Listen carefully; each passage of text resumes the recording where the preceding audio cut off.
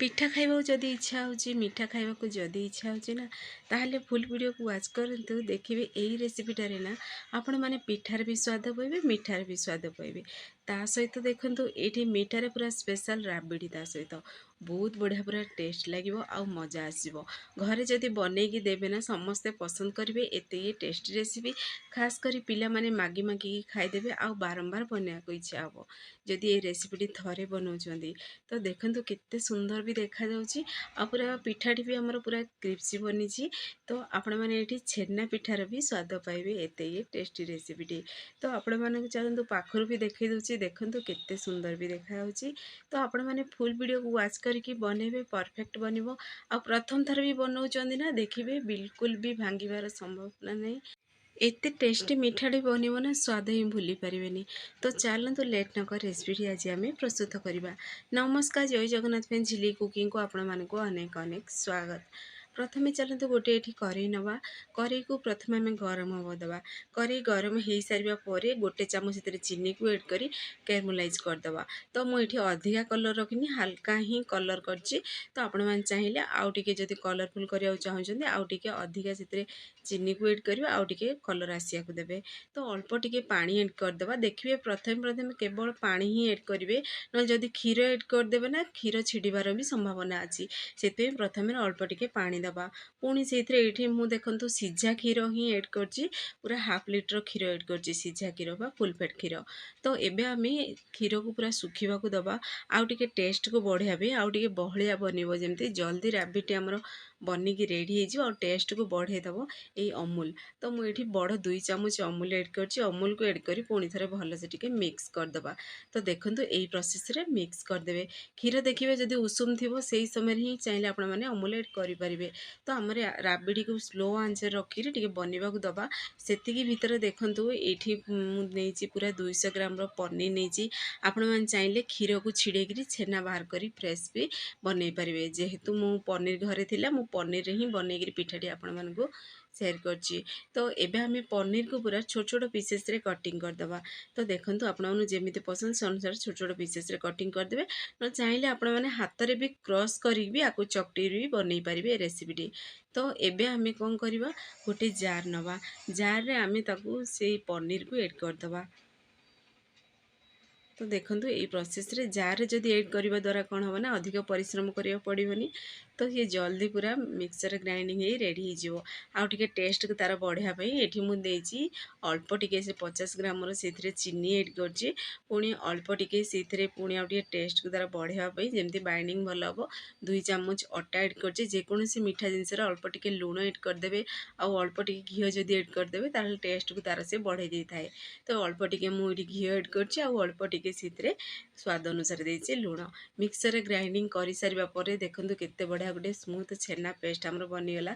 जदि देखिबे छेना गुडा हाथ को लागुची ताहले आपण माने आको फ्रिज रे जदि रखि देबे 5 मिनिट पई फ्रीजर रे ताहले देखिबे पूरा सेट हे जिवो और छेनाडी पूरा सुखा सुखा रहबो हाथ को टोटल भी लागिवनी। जेहेतु पनीर रे बनेले सेतरे छेना रे तो घी ऐड थाए तो सेथवे डे चिचका लागे। तो आपण माने फ्रिज रे आको 5 मिनिट पई रखि देबे जदि सेट हे जिवो। तो भल से हाथ साहाଯ୍य रे आमे डी चकटी दबा छेना को। चकटी सारिबा परे आमे ताको बे गोलाकार शेप दबा। जेहेतु एठी आमे पिठा बनौचंदी एठी आपण माने रसावली रो भी स्वाद पाइबे ए पिठा रेसिपी रे।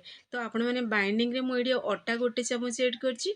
आपण माने चाहिए मैदा भी ऐड करि परिबे नले सुजी भी गोटे चामच ऐड करि परिबे।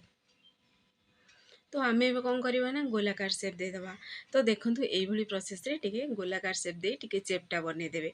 काकरा स्टाइल रो बने की रेडी करिवे। आपण माने चाहिए एठी पूरो भी आर देई पारि थांदे जदि चाहिए देबे।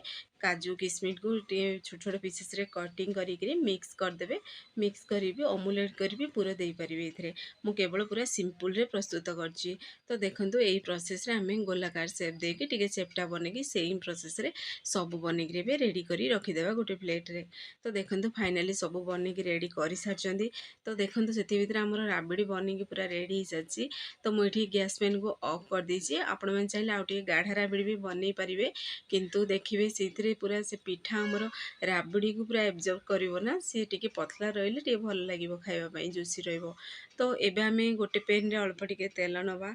ତେଲ ଟିକେ ଗରମ ହେଇସାରିବା ପରେ ଏଇଭଳି ବବଲ୍ସ ଆସୁଥିବ, ସେଇଥିରେ ଆମେ ଏଡ଼୍ କରିଦେବା ଏଇ ଛେନା ଟିକିକୁ ବା ଆମର ଏଇ ପିଠାକୁ ଏଡ଼୍ କରିଦେବା। ଏଡ଼୍ କରି ଗୋଟେ ସାଇଡ଼ ଟିକେ ଆମେ ପ୍ରଥମେ ଫ୍ରାଏ ହେବାକୁ ଦେବା। ଗୋଟେ ସାଇଡ଼ ଟିକେ ଗୋଲ୍ଡେନ୍ କଲର୍ ଆସି ସାରିବା ପରେ ଆମେ ସବୁତକ ଏବେ ଓଲଟେଇ ଦେବା। ତ ଦେଖନ୍ତୁ ଏଇ ପ୍ରୋସେସରେ ଓଲଟେଇ ଦେବେ। ଇଏ ବନେଇବାଟା ବହୁତ ଇଜି। ଆଉ ଏଇ ସମୟରେ ଗ୍ୟାସ୍ ଆଞ୍ଚକୁ ପୁରା ଲୋ ଟୁ ମିଡ଼ିୟମ୍ ଆଞ୍ଚରେ ରଖିକି ବନେଇବେ। ମୁଁ ଏଠି ତେଲ ଏଡ଼୍ କରିଛି, ଆପଣମାନେ ଚାହିଁଲେ ଘିଅ ଏଡ଼୍ କରିବି ବନେଇ ପାରିବେ।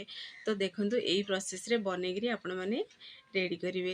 ତ ଫଟାଫଟ ବନିକି ରେଡ଼ି ହେଇଯିବ। ଆଉ ଏମିତିରେ ବି ଆକୁ ଖାଇବେ ନା ବହୁତ ବଢ଼ିଆ ପୁରା ଟେଷ୍ଟି ଲାଗେ।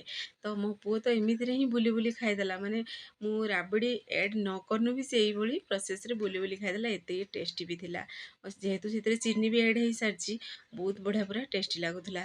ତ ସେମ୍ ପ୍ରୋସେସରେ ସବୁ ବନେଇକିରି ଗୋଟେ ବି ଆମେ ପ୍ଲେଟ୍ରେ ରଖିଦେବା। ତ ଫ୍ରେଣ୍ଡସ୍, ଆପଣମାନଙ୍କୁ ଯଦି ଏ ଭିଡ଼ିଓଟି ମୋର ପସନ୍ଦ ଆସିବ, ସାଙ୍ଗମାନଙ୍କୁ ସେୟାର କରନ୍ତୁ, ଲାଇକ୍ କରନ୍ତୁ। ଚ୍ୟାନେଲରେ ଯଦି ନୂଆ ଅଛନ୍ତି, ଚ୍ୟାନେଲକୁ ମୋର ସବସ୍କ୍ରାଇବ୍ କରିଦିଅନ୍ତୁ, ବେଲ୍ ଆଇକନ୍କୁ କ୍ଲିକ୍ କରିଦିଅନ୍ତୁ, ଯାହାଫଳରେ ମୋର ସବୁ ଭିଡ଼ିଓ ନୋଟିଫିକେସନ୍ ପ୍ରଥମେ ଆପଣମାନଙ୍କୁ ପହଞ୍ଚିବ। ତ ଦେଖନ୍ତୁ ଆମର ରାବିଡ଼ି ବି ଏଠି ପ୍ରସ୍ତୁତ ହେଇସାରିଛି। ତ ଏବେ ଆମେ ତା ଉପରେ ଅଳ୍ପ ଅଳ୍ପ ରାବିଡ଼ିକୁ ଏଡ଼୍ କରିବା। ରାବିଡ଼ିକୁ ଆପଣମାନେ ଯେତେବେଳେ ବି ଯାହାକୁ ବି ଦେବେ ନା, ଗିନାରେ ଏଇଭଳି ଗୋଟେ ଗୋଟେ ଆପଣମାନେ ଚାହିଁଲେ ଗୋଟେ ଗୋଟେ ପିଠାକୁ ଗିନାରେ ନେଇକି ରାବିଡ଼ିକୁ ଏଡ଼୍ କରିବି ଖାଇପାରିବେ। ନହେଲେ ଆପଣମାନେ ରାବିଡ଼ିରେ ପିଠାକୁ ଟିକେ ଭିଜେଇ ଦେଇକରି ବା ସେ ଯେମିତି ରାବିଡ଼ିକୁ ଏବଜର୍ଭ କରିବ, ତ ସେଇଭଳି ପ୍ରୋସେସରେ ବି ଖାଇପାରିବେ। ଆପଣମାନଙ୍କୁ ଯେମିତି ପସନ୍ଦ ଆପଣମାନେ ଏଇ ପିଠାଟି ବନେଇକିରି ଖାଇପାରିବେ। ତ ଦେଖନ୍ତୁ ଫଟାଫଟ ବନିକି ରେଡ଼ି ହେଇସାରିଛି। ତ ଆପଣମାନେ ଘରେ ଆକୁ ନିଶ୍ଚୟ ଟ୍ରାଏ କରନ୍ତୁ, ଦେଖିବେ ପିଲାଠୁ ବଡ଼ ସମସ୍ତେ ପସନ୍ଦ କରିବେ। ତ ଚାଲନ୍ତୁ ଆପଣମାନଙ୍କୁ ମୁଁ ଖଣ୍ଡ କରିବି ଦେଖେଇ ଦେଉଛି। ଦେଖନ୍ତୁ ଗୋଟେ ପିସ୍ ନେଇଛି, କେତେ ପୁରା ସ୍ମୁଥ୍ ବନିଛି, ପାଟିରେ ଏଇଠି କରୁ କରୁ ପୁରା ମିଳେଇଯିବ। ଆଉ ଏ ସ୍ୱାଦିଷ୍ଟ ବି ବହୁତ ଥିଲା। ତ ଆପଣମାନେ ଘରେ ଆକୁ ନିଶ୍ଚୟ ଟ୍ରାଏ କରିବେ। ଫେସବୁକ୍ ପେଜ୍ ଦେଖୁଛନ୍ତି ତାହେଲେ ଫେସବୁକ୍ ପେଜ୍ ମୋର ଫଲୋ କରନ୍ତୁ। ଫାଇନାଲି ଆମର ରାବିଡ଼ି ପିଠା ରେସିପିଟି ପ୍ରସ୍ତୁତ ହେଇସାରିଛି। ଦେଖିବାକୁ ଯେମିତି ସୁନ୍ଦର, ଖାଇବା ପୁରା ଟେଷ୍ଟି। ତ ଆପଣମାନେ ଘରେ ଟ୍ରାଏ କରନ୍ତୁ। ପୁଣି ଏକ ନୂଆ ରେସିପି ନେଇ ଆସିବି, ସେ ପର୍ଯ୍ୟନ୍ତ ରହୁଛି।